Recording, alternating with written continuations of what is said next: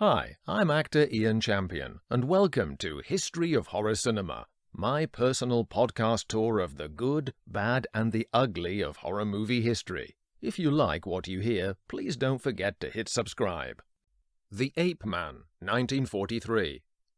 By the time Bela Lugosi reported for work on his sixth contracted monogram film, The Ape Man, it was clear that his career was in serious trouble. It wasn't the title so much. After all, over at RKO, Val Lewton's films emerged with enormous kudos despite being saddled with tacky names like Cat People. No, it was the inescapable quicksand of poverty on Poverty Row that kept dragging him down, even though Universal had just used him in Frankenstein Meets the Wolfman. Lugosi didn't have the support of Lewton's admirable and wide talent pool. Instead, he had to endure increasingly poor scripts with ludicrous premises and dialogue, directors whose only virtue was a speedy turnaround, and the unenviable position of often being surrounded by the walking dead of fellow actors. To be the big fish in the smallest and most undesirable of ponds is no source of pride, and offers nothing in the way of artistic growth if one cares about the work as he did. Lugosi was still trumpeted as a star, but never paid a commensurate fee by producers who, ever since his breakthrough in Universal's Dracula, had mercilessly used their unequal bargaining power to exploit him. Lugosi's situation must have been immensely dispiriting for him, which makes his efforts in The Ape Man all the more poignant. Unfortunately, our sympathy for his sincere professionalism is constantly scuppered by the guilty pleasure appeal of this stinker, in which he is one of the most laughably conceived of movie monsters. Under the optimistic production logo of Favorite Films Corporation, The Ape Man is directed by the infamous William One-Take Bodine, perversely beloved by bad film buffs for his lifetime quota of over 350 credits, jet-propelled by blithely moving on to the next setup without noticing the dire footage he was allowing through. IMDb clocks him at directing 11 films the previous year alone. We are plunged, in every sense, into the main plot from the dockside opening, where a gaggle of reporters await a steamship carrying Agatha Brewster, sister of the esteemed vanished scientist Dr. James Brewster. Regular listeners to my podcast will know that I'm a fan of horror movie newspaper headlines, and here we get the helpfully succinct, famous gland expert goes missing, with a distinguished photo of Lugosi posing in spectacles. Alas, this is the only time in the film that Bela will look either human or dignified. By the way, if Barney the photographer looks familiar, that's because he is Charlie Hall, Laurel and Hardy's sourpuss enemy in such classics as 1935's Tit for Tat. Agatha is played by Minerva Urquhart, whom we last saw as Lugosi's hatchet-faced retainer Fega in Monogram's The Corpse Vanishes. Here she would have been better staying on the boat, as she is all at sea under Bodine's unwatchful eye. What doesn't help her is acting opposite Henry Hall as Brewster's associate Dr. Randall, who throughout the film has the expressive range of a gallery portrait. Enjoy his astoundingly wooden revelations to Agatha, where he reveals James is actually hiding out in his laboratory due to the adverse effects of his latest experiment. Unfortunately, it was a great success. His meaning will soon become hilariously clear. Meanwhile, Agatha's shocked reply, "George, what does he?" is a cue left awkwardly hanging for so long that Hall's eventual pickup makes her look amdram as well, a little gem of being asleep at the wheel by Bodine. At least Randall wastes no time in taking Agatha to see James. And what a wretchedly funny sight he is. Sharing a cage with gorilla-suited Emil Van Horn, whose career was almost entirely ape costume parts, is the pitifully even less convincing Lugosi cowering in self-pity.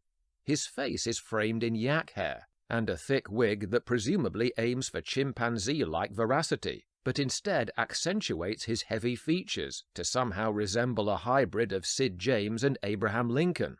We don't get any explanation for exactly what breakthrough Brewster was aiming to achieve. What it has done, other than monkey with his face, is to devolve his entire body.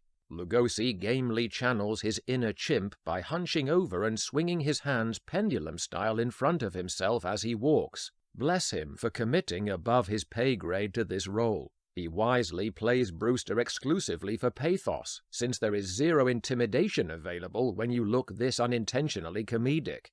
We see him shamble tragically across the screen, and then sink into a chair before mumbling the classic understatement, "What a mess I made of things." With lines like this, it's hard amid our pity not to draw parallels between the character's plight and the actor. He breaks down in tears before his heartbroken sister. Over at the city news desk, they think Brewster is a still missing link. Editor William Rule orders his ace reporter Jeff Carter to get an interview with Agatha about him, informing him there'll be a new photographer taking shots because of Barney's smell. While this shoddy line suggests it's the developing chemicals at fault, we have the welcome sight of Wallace Ford as newshound Carter. We last saw his quick-fire wit and polished timing as Babe Jensen, enlivening The Mummy's Hand and all too briefly in The Mummy's Tomb. This time around, he makes light-hearted work of the heavy lifting as third lead, with an established persona self-directed enough to be Bodine-proof. His energy bounces well off the less-assured Republic serial stalwart Louise Curry as replacement shutterbug Billy Mason. Together, their constant sparring of modern feminism against traditional male chauvinism is the closest the ape man comes to basic adequacy. "Cocky little wench, aren't you?" grins Carter after Mason presumes him to be a non-serving 4F, failing the Force's call-up medical. Structurally, Barney Sarecki's script is pitched somewhere between the front page's screwball newspaper comedy and Dr. Jekyll and Mr. Hyde, landing instead as a dismal foul ball. Back in the secret lab, Brewster pleads with his agent, Randall, to help him regain his humanity. "I must have human spinal fluid injected into me," he begs. Far be it from me to launch mean-spirited gags about backbone deficiency. This is an ethical minefield for Randall the Embalmed. He refuses, knowing that to have any potency, the fluid must come from a living person, and that means instant death. Carter and Mason interview him at home later, whilst Brewster breaks in and commands the gorilla to vengefully throttle his butler Townsend, George Kirby, who goes down with some amusing gargling. Brewster has opted for a hat and coat disguise, but rather than Mr. Hyde, he now appears to be a demented rabbi. Examining a clump of residual ape hair at the murder scene, one of the beat cops observes, "Whoever did it sure needed a haircut." The latest newspaper cuts to the essential with the headline, "Doctor finds butler strangled." Since Brewster's whining won't work on Randall's granite demeanor, it takes Agatha to force him at gunpoint into injecting her brother with serum. This leads to a mirthsome sequence where an impatient Lugosi pantomimes repeatedly hoisting himself up from the waist, until at last he has become Homo erectus again. Sadly, the effect is only temporary, and must be continually topped up with a fresh supply, prompting a montage showing Brewster and his gorilla bumping off a selection of innocent victims. As this cinematic clown car pops its rickety way to a climax, Randall suddenly develops a new spine of his own, smashing a beaker of fluid rather than facilitate his simian associate anymore. No good neck goes unbroken as his reward. Meanwhile, Carter the snooping scoop is conked with a vase by Mason, and opportunistic Brewster carries her off to be his next source. His plan is foiled, though, by the gorilla strangling him before the police shoot the latter dead. The Ape Man is probably the best argument so far for the longevity of Lugosi's notorious Monogram 9 run amongst horror lovers. Whether he'd played it admirably straight, as he tried, or camped it up, the cards were against him from pre-production, and his embarrassment is immortally preserved. It might qualify under the law of unintended consequences, as being far more entertaining for inept execution than it could ever have been if it was made well.